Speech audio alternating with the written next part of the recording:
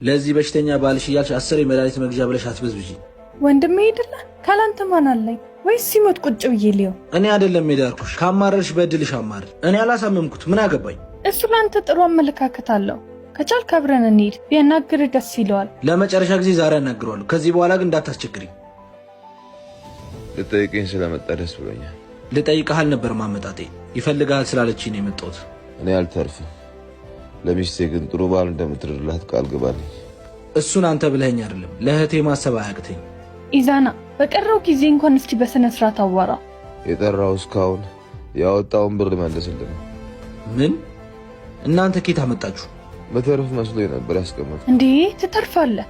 ለመጻጉ የሆነ አምላክ ለኛም አለ። ህመም ሁሉ እውነተኛ መዳኛ እግዚአብሔር ነው። የአብይ ጾም 4ኛ ሳምንት መጻጉ ይባላል። መጻጉ የሚባል የ38 ዓመት አልጋ ቁራኛ ጌታችን መድኃኒታችን ኢየሱስ ክርስቶስ ካለበት ደዌ ፈውሶት አልጋህን ይዘህ ሂድ ያለበት ነው። በአብይ ጾም ወቅት የተቸገሩትን ማገዝ እግዚአብሔር የሚወደው ስራ ነውና በሙታንሳ ማር ቅዱስ ሚካኤል አንድነት ገዳም የሚገኙ አባቶችን በመርዳት ካሉበት ችግር እናውጣቸው። ለማገዝ በኢትዮጵያ ንግድ ባንክ 1044 25 98 391